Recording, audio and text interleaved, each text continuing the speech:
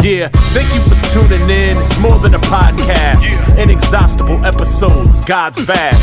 Glorify Him as we broadcast the Lord's grace and God's wrath. More serious than a bomb blast. Full disclosure inside the title. No surprises, simply put, guys with Bibles, yeah. Just some regular, reborn, reformed cats. If it's in the Bible, then they're gon' speak on that. Cause the scripture is the final word. Okay. Competing ideas, quite absurd. Of this you can be quite assured. Yeah. We were lost in the darkness of night, immersed in sin. But then the light emerged. It was the Son of God, divine Christ, that shines light. The word in Genesis that assigned life in hindsight. And was revealed through the prophets and apostles. We magnify and expound on the power of the gospel. Yeah. You are listening to Guys with Bibles, studying scripture, discussing doctrine, glorifying God, with your hosts, Shawn, Scott, and Lee.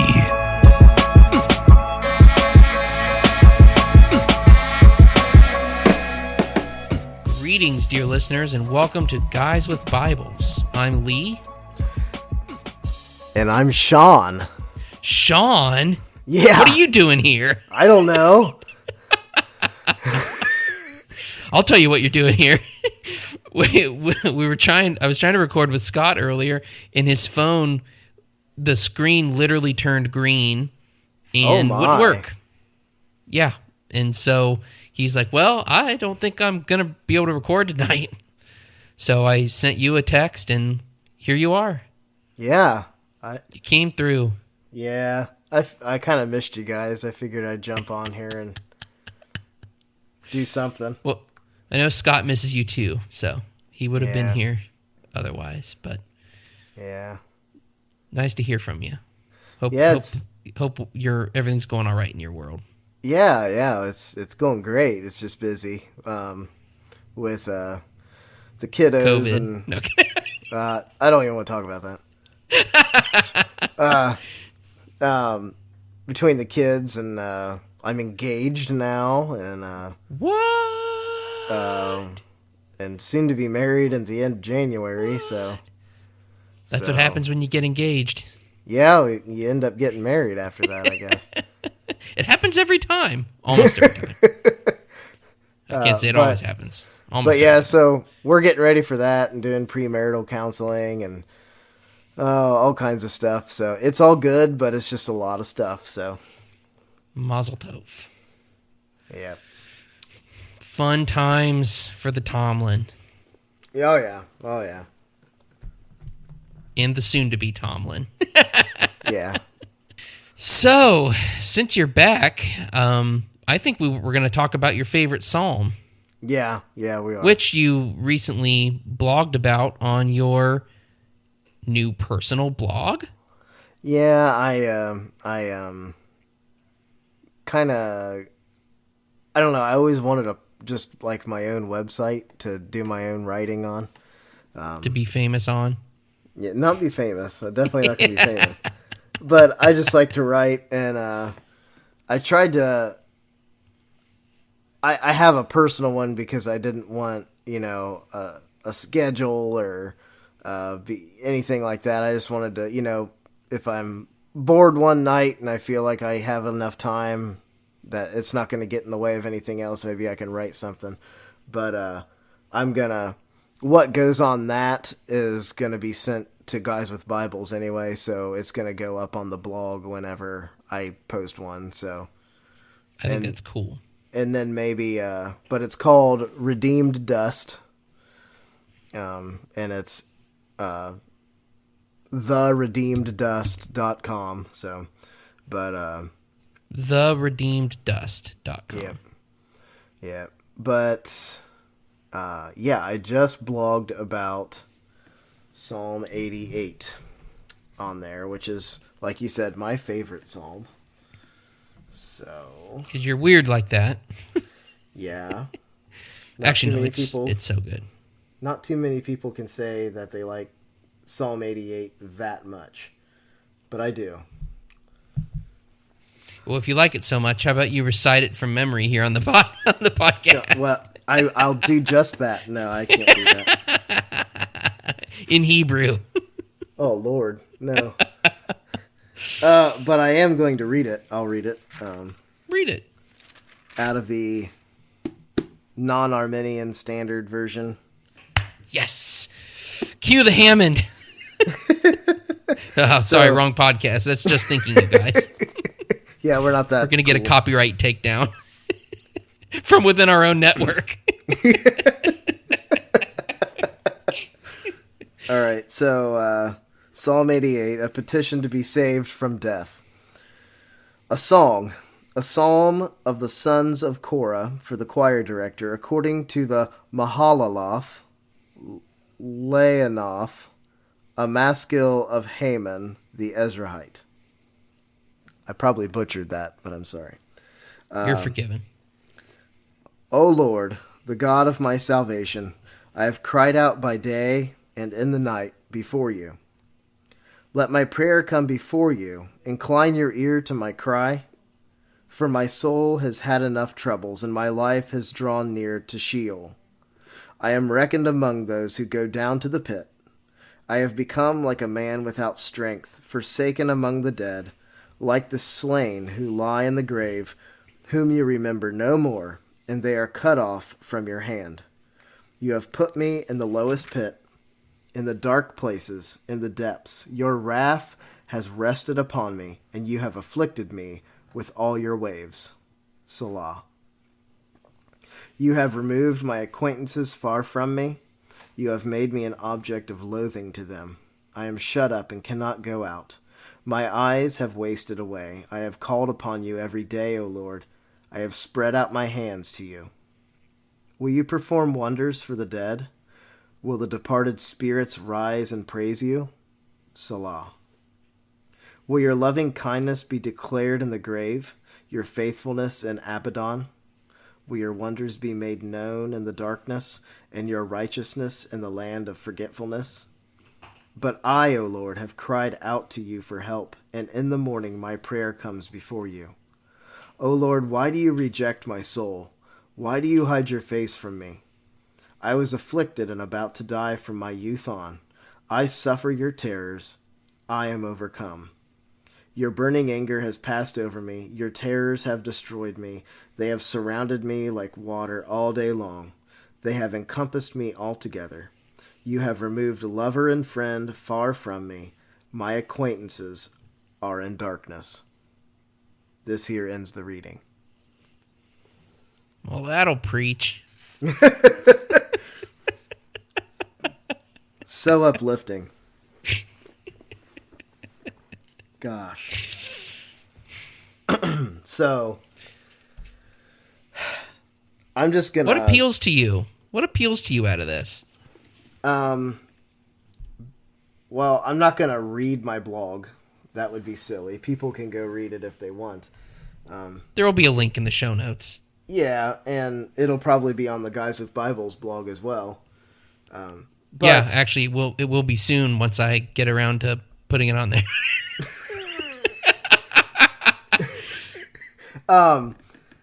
The pull quote that I have for it, though. Gosh, I love a pull quote. Just slap you in the face with that. Oh, yeah, but it's even the darkest psalms, like the darkest times in our lives, are never pitch black. Which, in this case, there is no... there's no, like, happy part of this psalm. Yeah, this is pretty solidly a psalm of lament, for sure. Yeah, which expresses, like, this raw picture of deep suffering before God. You know, so there are several psalms of lament in the book of Psalms, but the most famous one that always comes to mind for me when I think about it is Psalm 22, which part of which is what Jesus said from the cross. The first half of the first verse, my God, why have you forsaken me? And it goes through, and it's pretty dark as well about the afflictions. It actually has a lot in common with 88, really. Yeah. That there are these physical afflictions. I'm a worm and not a man. I've been despised. Upon you I was cast from my birth. And it actually gives the literal descriptions of having pierced hands and feet, counting. I can count on my bones. They divide my garments, so it's very prophetic of Christ and what Christ would do. But you're right, there's not a whole lot of light in there, and I think there's a place for that for sure. But Yeah. there's enough light. There's enough light that you can say that it's not fully despairing. It's a psalm of lament, not a psalm of despair. Right. And this is also, although it's such a raw and dark psalm, it's a psalm that should be actually pretty relatable to almost everybody, or actually for everybody. Everybody, there's suffering and pain and grief, depression, addiction, death of a family member, or close friend, or a spouse, or anything like that. Any of those things can cause this deep, raw suffering and grief that is expressed in this psalm.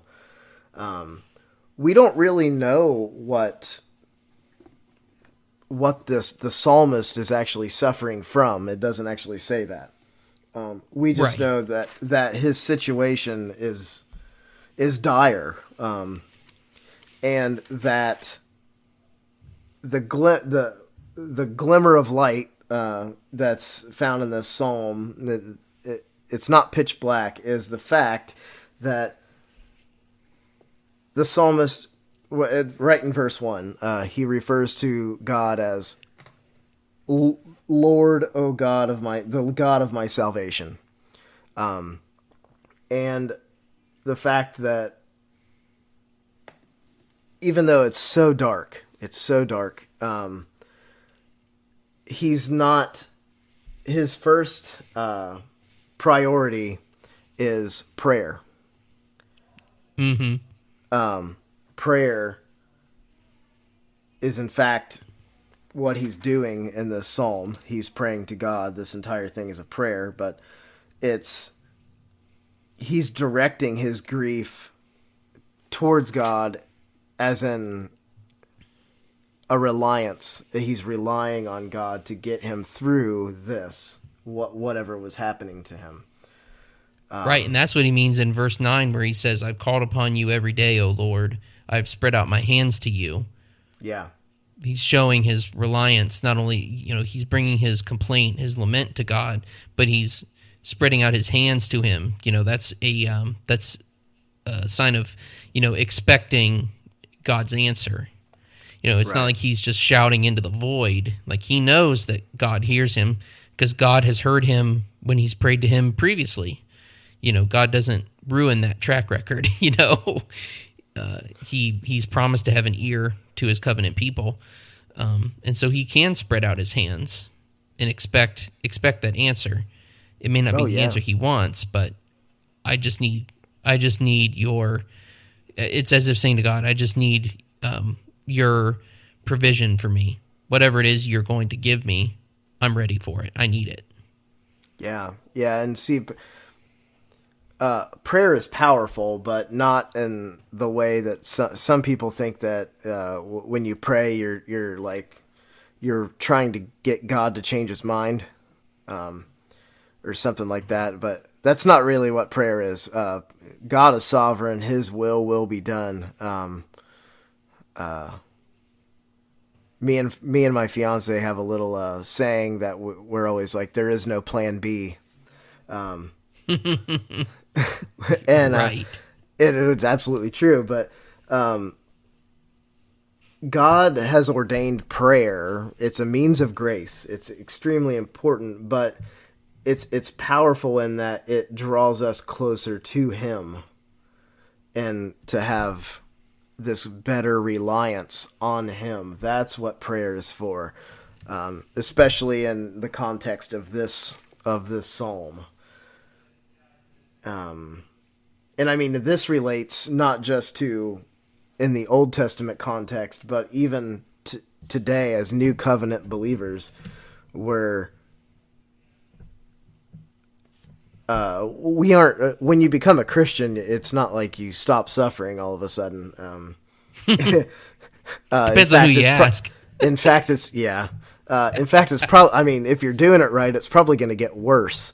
Right. Exactly. Which is, but what is it? Philippians 3:10. It says that I may know him and the power of his resurrection and the fellowship of his suffering. So we find we find peace, we find rest, we find this in the death and resurrection of Christ. So in our sufferings, we can rely on Christ's sufferings. So good, so true. Since we're talking about the signs of hope in this psalm, when you were reading it again, one of the things that jumped out to me is verses 10 through 12. So he's asking these rhetorical questions, and obviously the answer to say is no, right, to these questions. But he's just gone from verse 9 saying that I've spread out my hands to you. Will you perform wonders for the dead? Well, no. But this man saying this prayer isn't dead. We know that those who believe have been given new life. They've been regenerated. So he's not dead. He is spiritually alive. So even though he's suffering in his life, he's far from dead. So he's like the slain who lie in the grave, like he says in verse 5, but he isn't. He's not dead like those lying in the grave. He might feel like he is, but he already has received the grace of being alive to say this prayer. And he knows that he can, that God will work wonders because he isn't dead. Will the departed spirits rise and praise you? No, but here's a man with a living spirit in a living body right now who will go to praise him, especially when this time of trial is over. Those questions that he writes there really mean a lot to me, because in making that statement, he's saying it's the opposite. You will perform wonders for the living. The spirits will not rise and praise you because there are people with living spirits to praise you. That's our calling. Our joy, even in the midst of suffering, would be to praise. Oh, yeah. And I was reading, I can't remember what I was reading. I was studying through the psalm before I was writing on it, and I got to those verses, and it said something about, I can't even remember what it might have been the Reformation Study Bible, but it said something about the Old Testament picture of the resurrection wasn't quite complete. So where we, as on this side of the cross, will read those questions and automatically think, risen to new life in Christ. That wasn't quite the case here. Right. They had a picture, they had an idea of the resurrection. They believed in the resurrection of the dead, but this was more the fact that a physically dead person cannot glorify God. Right. Like verbally, almost like the Valley of Dry Bones kind of thing. Yeah, exactly. But they're all dead. They're not going to praise anybody, let alone God. They can't speak. Before I read that note, I never thought of it that way. I always thought of it the way you just said it, as someone on this side of the cross and this side of the crucifixion. So it is kind of interesting just how much the work of Christ changes everything that came in the Old Testament. Mm-hmm. So like we can see him in all those books in the Old Testament if we're reading carefully. But it is really interesting how the meaning really does change, or I should say maybe not change, but is fulfilled. Like we see what it's all pointing toward, and that would be something that the original audience wouldn't have seen. Right. I wouldn't say that would make it not a hopeful still, or that wouldn't remove the hope from it that we see, but I think they would have applied it a little differently. Yeah, exactly. That's what I was trying to get at. Very good. Yeah, it makes total sense. And if we back up a little bit to verse 8, you have removed my acquaintances far from me. You have made me an object of loathing to them. I am shut up and cannot go out. That sounds familiar. Who does that sound like, Lee? It sounds like all of us right now in the pandemic. Well, I was going for Job. Yeah. Okay, all right, fine. Give the Sunday school answer, why don't you? No, that's Jesus. That's the Sunday school answer. Yeah, that's true. Yeah. But, Second class Sunday school answer. But yeah, I always... That's definitely Job. Yeah, it sounds just like Because even when Job. they tried to come help him, they made it worse. Oh, they were awful people. I would never speak to them again if I were him afterward, but Job was a better man than I am. But at the same time, Job, he got a little snarky too at times. I don't blame him. Oh, sure. But yeah. Well, really, I mean, yeah. I mean, he faced the same trial that I think his trial definitely fits these words in Psalm 88 pretty well. That was some intense. I mean, he lost his entire family except his wife. He lost everything he ever worked for and owned. And then he had the spiritual torment from the bad advice, the bad exhortations from his friends and his wife, who basically told him to curse God and die. Yeah. I'd be having a hard time with life too, and probably saying some things I regret. Yeah. I wouldn't have handled it as well as Job did. The cool thing about the book of Job, now we're going to get on to Job, is the idea, like, God showed us kind of the behind the scenes of what was happening with Job, and that he gave Satan a limited amount of power over Job's life and certain aspects of his life. And Job, and when you're reading through this and the sufferings of Job through those chapters and the laments and the despair and the grief, he has no idea that what's happening behind the scenes, but we have a glimpse of it in Scripture. So we get that a little bit of a different perspective on where it's coming from. So at the end, when God basically says, I don't need to tell you why you went through what you went through. Which God. He doesn't. I mean, he doesn't have to. He's not joking around. And he's not obligated to tell us. He doesn't have to explain himself to us. I think that's a really cool book because you get that perspective. When you feel like something's happened and you feel like God's turned his back on you, or that you've lost your salvation, or you're being punished by God, it's actually you're being tested. This is and I'm gonna forget. This is why Scott needs to be here to remember all the citations for things. But this is where he's so good at that. I'll never tell him that, but I'm just kidding. I have told him that. But where Paul, I think it's Paul, talking about the dross being purified away in the fire, right? Yeah. Removing the dross from the precious metal. I think it's Paul. That sounds pretty Pauline. I'm very tired, so that's probably why I'm blanking on this.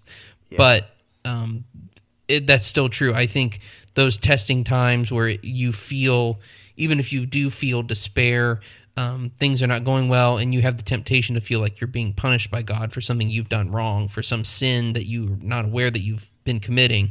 You are being tested by God, and He's treating you like a son or a daughter in growing your faith through a difficult trial. You're not under condemnation. It's actually the opposite. You're going through this because God's faithful to grow you, to continue the work of strengthening your heart, of deepening your faith and your reliance on Him, and not getting high on your own supply. Basically, yeah. Because you have the tendency to do that when things are going too well. Man, I'm doing pretty good. I'm really doing this right, you know? You're tempted to think that. And that kind of, if we jump down to like verse 14 where it says, "Oh Lord, why do you reject my soul? Why do you hide your face from me?" There's that, that feeling of abandonment, like God is distant. And sometimes when we get that feeling that he is so far away, that's really, at that point in our deepest sufferings, is when he's actually probably the closest. Right. Because I always jump to Hebrews 14 to 16. And I'll read that. But, yeah. "Therefore, since we have a great high priest who has passed through the heavens, Jesus, the Son of God, let us hold fast our confession. For we do not have a high priest who cannot sympathize with our weaknesses, but one who has been tempted in all things as we are, yet without sin. Therefore, let us draw near with confidence to the throne of grace, so that we may receive mercy and find grace to help in time of need." So we worship a God that has been where we are, probably, but and suffered as we suffer, in every little thing that we felt, every temptation, every disappointment, depression, name it, abandonment, you name it, Christ has experienced it on earth. And he didn't leave that on earth when he ascended to heaven. That's part of him. And so we can have confidence that we can rely on him. We can have confidence and be assured in the fact that in our sufferings we can rely on Christ, because Christ suffered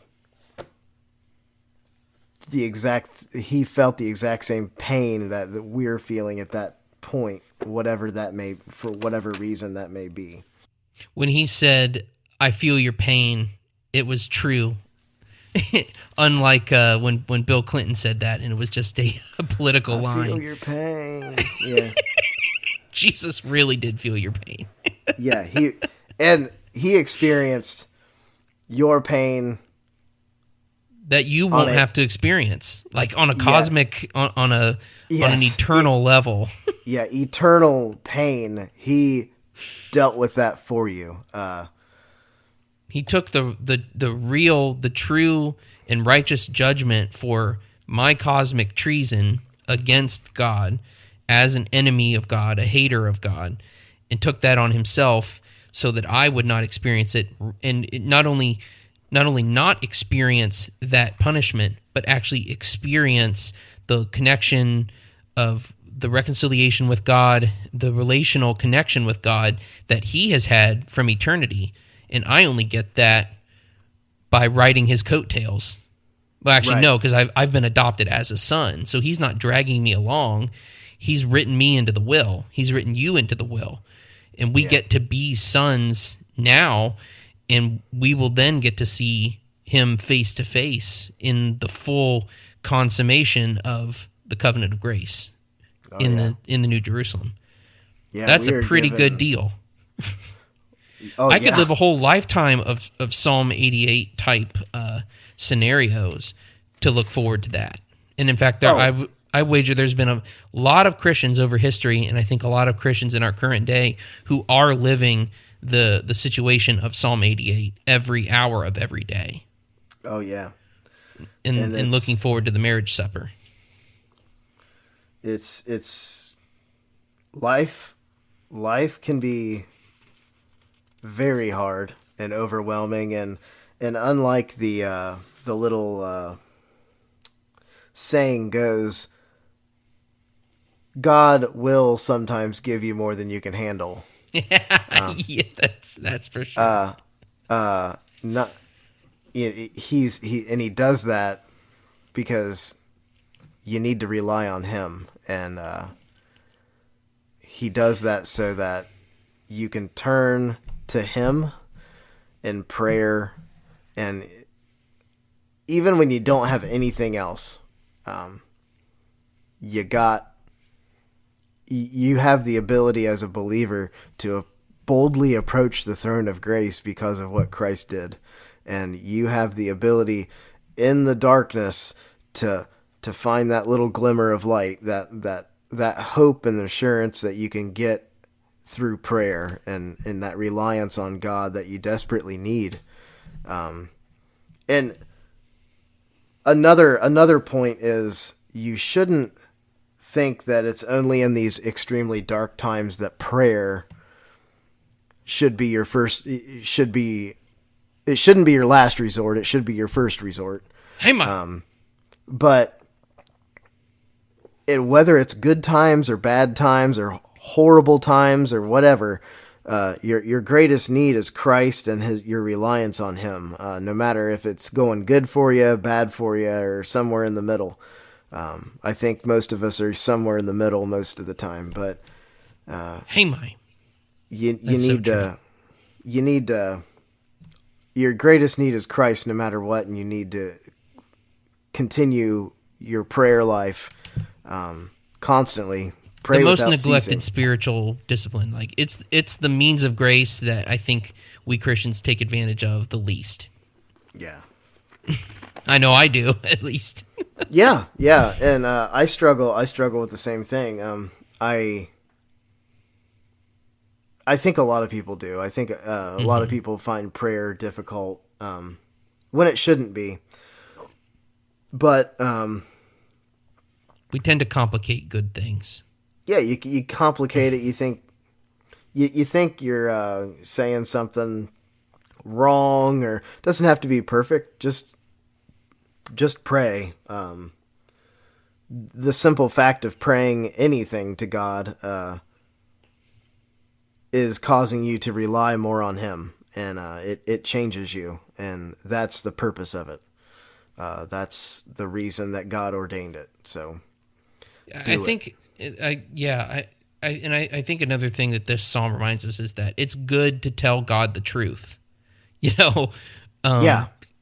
So this psalmist is being really forthright about his cares and concerns and his worries. He's not sugarcoating anything. He's not worried to say the wrong thing. He's just telling God the truth about where he is right now. Not that God didn't already know. I think he's praying this prayer with full knowledge that the God of his salvation is already keenly aware of his situation. But because he trusts God, because he understands that God has all the power to change his circumstances and to help him through these circumstances, so he's going to go on and tell him about it. It's a childlike faith, Yeah. Yes, God already knows, but he gets glory by us telling him the truth about what is going on in our hearts. Absolutely. When you were saying about, that's that trite saying that God never gives us more than we can handle. Well, he does give us more than we can handle, and it's merciful that he does so, because when we're facing that, it makes us realize in a deeper sense that God has everything handled. Yeah. There's nothing God can't handle. Yeah, and because we get to see his bigness in our smallness when we're in those times. Bigly. Unbelievable bigly. Oh, gosh. Well, any other final comments? I don't think so. I think I hit on pretty much. Cool. Because I was ready to shout "Hi, mine" and go running, but I figured I'd give you a chance to finish up. Actually, I have a little shout out to give too. So, Okay. I wanted to give mad props to the Lord's Day Frog. I don't know.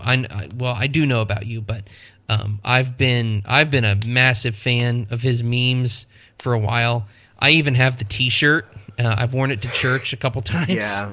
Yeah. And honestly, like when I walk into church, my greeting to everybody isn't just good morning. I'm like, it's the Lord's Day, my dudes. That's become like the new motto.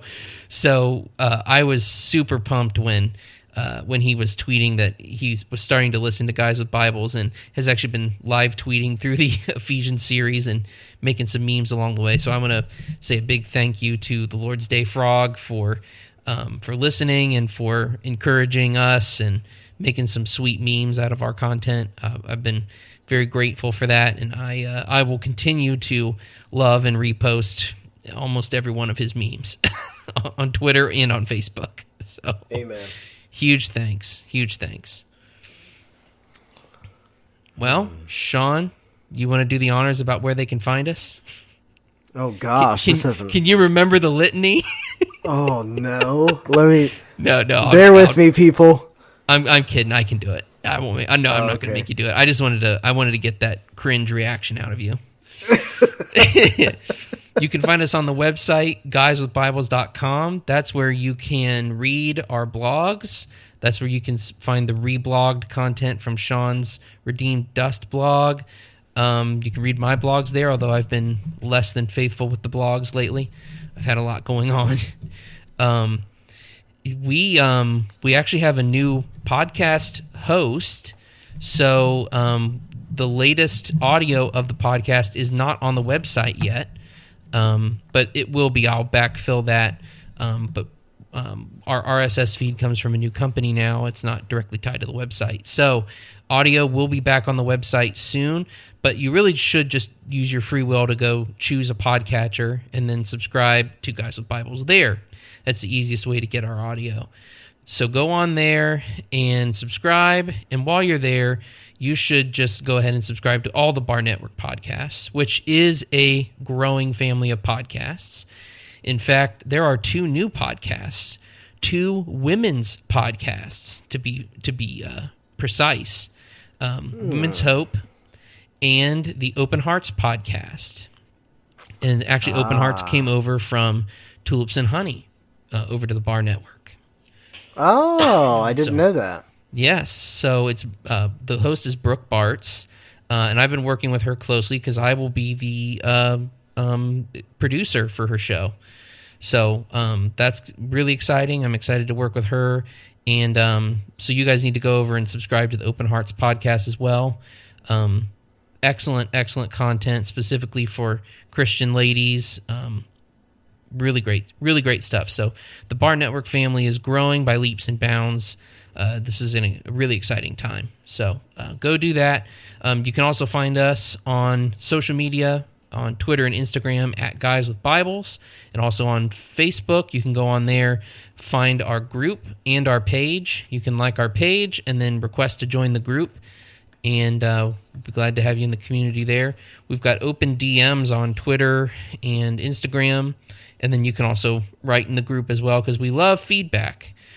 You can also email us directly at guyswbibles@gmail.com. Shawn, it's been real. Yeah, and I'll have to come by and do this a little more often. Yes, once you get your new married man life together. Yeah, once I get my life together. In general. Once you clean yourself up, then you can come to Jesus. No. Yeah. Just kidding. No. But yeah, for sure. Well, I've congratulations. enjoyed it as well. Happy for you. It was nice talking to you tonight. Way to go. It was nice talking to you too. Way to go.